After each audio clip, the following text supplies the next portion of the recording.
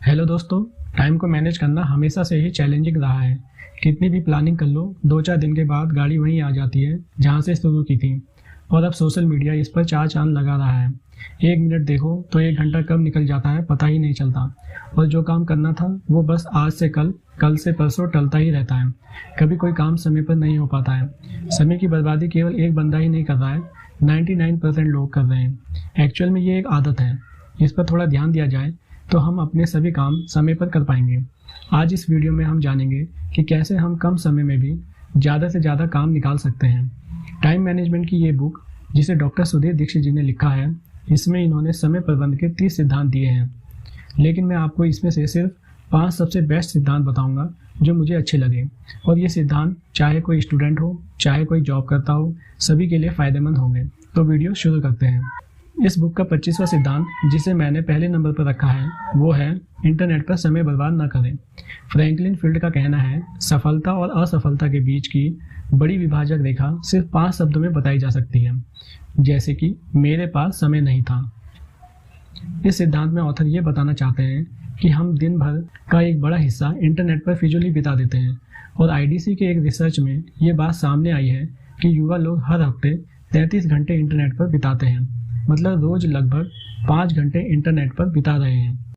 Internet कोई ख़राब चीज़ नहीं है, लेकिन इसका इस्तेमाल सही तरीके से हो तो ये एक वरदान है। जैसे अगर आपको कोई इन्फॉर्मेशन चाहिए तो इंटरनेट पर जाओ और उसे देखकर तुरंत बंद कर दो। या आप थोड़ा स्ट्रेस फील कर रहे हो तो 1-2 फनी वीडियो देखी और फिर इंटरनेट बंद। इसमें ऑथर ये बताना चाहते हैं कि सबसे पहले ये तय करें कि आप इंटरनेट पर क्यों जाना चाहते हैं, और फिर उसी साइट पर आवश्यक जानकारी लेकर इंटरनेट बंद कर दें। दूसरा, आप इंटरनेट ऐसे टाइम पर यूज करें जिसके बाद आपको कोई इंपॉर्टेंट काम करना हो। इससे आपको अपने काम का ध्यान रहेगा और इंटरनेट का भी सही से यूज हो जाएगा। टाइम मैनेज करने का दूसरा सिद्धांत है, अगले दिन की योजना बनाकर अवचेतन मन की शक्ति का लाभ लें। नेपोलियन हिल ने कहा था कि दिमाग जो सोचता है और जिसमें यकीन कर सकता है, उसे यह हासिल भी कर सकता है। इस सिद्धांत में ऑथर हमें यह बताना चाहते हैं कि अगले दिन आपको जो काम करने हैं उनकी योजना एक दिन पहले रात को बना लें। इससे आपको अवचेतन मन की शक्ति का लाभ मिल जाता है। यह साबित हो चुका है कि हमारे अंदर 2 मन होते हैं। एक होता है चेतन मन, जो सोचता है, जिसके बारे में हम जागरूक होते हैं। दूसरा होता है अवचेतन मन, जो हमें दिखाई तो नहीं देता, लेकिन यह हमें जल्दी से और सही तरीके से काम पूरा करने के नए नए तरीके बता सकता है। ऑथर का मानना है कि एक रात पहले योजना बनाने से यह फ़ायदा होता है कि जब आप रात में सोते हो तो आपके काम की लिस्ट आपके अवचेतन मन में चली जाती है। और अवचेतन मन, जो कभी नहीं सोता, वो इस पर रात भर काम करता रहता है, जिसकी वजह से अगले दिन आपको अपने काम करने का सही तरीका पता चल जाता है। और ये आपको काम करने के नए नए तरीके भी बता सकता है, जिनकी बदौलत आप कम समय में ज़्यादा काम करने के उपाय खोजने में कामयाब हो जाते हैं। टाइम मैनेज करने का तीसरा सिद्धांत है, सबसे महत्वपूर्ण काम सबसे पहले करें। बीटीएल का कहना है, बोले गए या लिखे गए सबसे दुखद शब्द है कि मैं यह काम कर सकता था। ऑथर इस सिद्धांत से ये बताना चाहते हैं कि जो आपके लिए सबसे इम्पोर्टेंट काम है उसे पहले करें, ताकि समय निकलने के बाद आपको ये पछतावा ना हो कि आप ये काम कर सकते थे। हमारी दिनचर्या ऐसी है कि हमारे सामने जो काम आता है हम उसे करने बैठ जाते हैं, और इस वजह से हमारा सारा समय छोटे छोटे कामों को निपटाने में ही चला जाता है। हमारे महत्वपूर्ण काम सिर्फ इसलिए नहीं हो पाते हैं क्योंकि हम महत्वहीन कामों में उलझे रहते हैं। इसलिए ऑथर का कहना है कि आप अपने काम की लिस्ट बनाओ और उसे 3 कैटेगरी में रखो। जैसे कैटेगरी 1 में सारे इंपॉर्टेंट काम लिखो जिन्हें करना बहुत ज़रूरी है। दूसरी कैटेगरी में ऐसे काम लिखो जो इम्पोर्टेंट हैं लेकिन इतने ज़रूरी नहीं है कि आज ही करना पड़े, मतलब 1-2 दिन बाद भी करें तो चल जाएगा।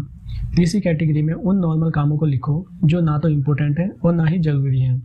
और इस तरीके से काम की लिस्ट बनाने के बाद पहले कैटेगरी 1 वाले सारे काम निपटाओ, फिर कैटेगरी 2 वाले काम, फिर लास्ट में कैटेगरी 3 वाले काम निपटाओ। इस तरीके से काम करने से आपको एक आदत बनेगी और आप अपनी प्राथमिकताओं के अनुसार काम करने लगेंगे। टाइम मैनेज करने का चौथा सिद्धांत है, समय की लॉग बुक रखें। डग लार्सन का कहना है कि गुमशुदा होने की बात करें तो यह समझ पाना मुश्किल है कि वे 8 घंटे कहाँ चले जाते हैं जो 8 घंटे की नींद और 8 घंटे की नौकरी के बाद बचते हैं। इस सिद्धांत के द्वारा ऑथर हमें ये बताना चाहते हैं कि आपका पूरा दिन कहाँ और किन कामों में गुजरता है, उसे नोट करें। नोट करने पर आपको ये पता चल जाएगा कि वो कौन सा समय है जिनमें आप अपने इम्पोर्टेंट काम कर सकते हैं, और साथ ही आप कितना समय बर्बाद कर रहे हैं वो भी आपको पता चलेगा। अब आप अपने इम्पोर्टेंट काम के हिसाब से पूरे दिन का टाइम टेबल बनाएं और फिक्स करें कि ये काम मुझे इतने समय में करना है। पार्किंसन का नियम है कि काम उतना ही फैल जाता है जितना इसके लिए समय होता है, तो इस तरीके से काम करें। टाइम मैनेज करने का पांचवा सिद्धांत है अपनी कार्य क्षमता बढ़ाएं। सेंट ऑगस्टिन का कहना है कि ऐसे प्रार्थना करें जैसे सब कुछ ईश्वर पर निर्भर करता हो, और इस तरह से काम करें जैसे सब कुछ आप पर निर्भर करता हो। टाइम मैनेजमेंट के इस सिद्धांत में ऑथर हमें ये बताना चाहते हैं कि आपके पास 100-200 साल तो है नहीं कि कछुए की चाल से काम करते रहें। जब आपको पता चल चुका है कि कैसे काम करना है, तो काम की क्वालिटी घटाए बिना अपनी कार्य क्षमता को बढ़ाएं। अपने टारगेट बनाएं और जल्दी पूरा करने की कोशिश करें। अपना कंपैरिजन कभी भी दूसरों से ना करें। अगर करना ही है तो खुद से करें और खुद से दिन प्रतिदिन बेहतर होने का वादा करें। अगर आपने कल कोई काम 1.5 घंटे में किया है, तो आज उसे 1.25 घंटे में कैसे किया जा सके, इस पर ध्यान लगाएं। जब आप इस तरीके से काम करते हैं तो आप अपनी सफलता निश्चित कर देते हैं। दोस्तों, मुझे उम्मीद है ये वीडियो आपको पसंद आया होगा। ऐसे ही इन्फॉर्मेटिव वीडियो देखने के लिए चैनल को सब्सक्राइब करें। धन्यवाद।